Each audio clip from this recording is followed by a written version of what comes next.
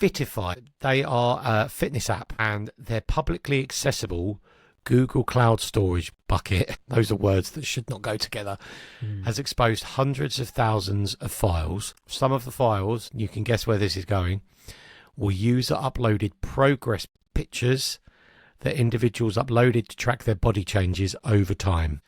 And after Cyber News contacted the company, the unprotected instance was closed, so it is now protected. But Fitify is a popular fitness app. It has over 10 million downloads from the Google Play Store and an estimated 25 million total installs across all platforms. In early May, the Cyber News research team discovered a Fitify-owned and accessible Google Cloud Storage bucket.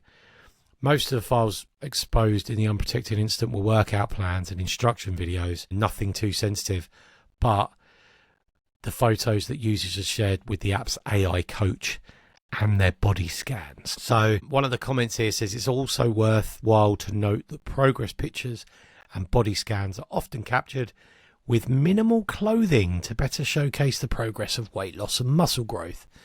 Therefore, most of the leaked images might be the types of image that users normally wouldn't like to share and would like to keep private and not get out to anyone on the internet.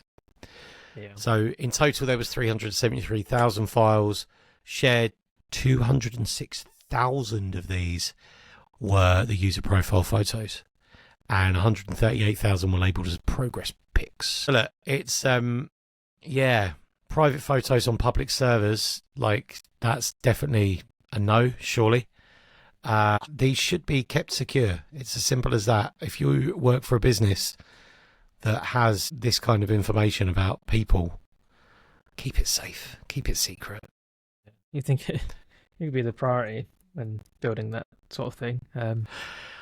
It's clearly a mistake, isn't it? It has to be. It's clearly a faux pas. You know, they haven't done this on purpose, but it's a big one. So you kind of trust as well that with a fitness app, your data is going to be kept safe. You know, I wouldn't want to share progress pics on Facebook or Instagram or Reddit. You know, where everyone can see. No, especially as it's got a lot of downloads, right?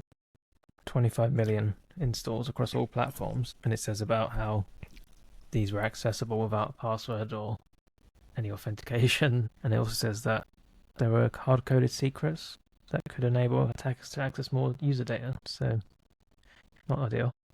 No. Yes, so please be really careful. I mean, you can't really do much. I mean, there's a sample image here.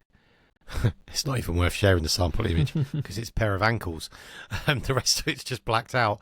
But I'm guessing that's because the rest of it was virtually nude and probably someone standing in their underwear, which is how most progress pics. There's a Reddit called /r/lose it, which is where people show how much weight they've lost.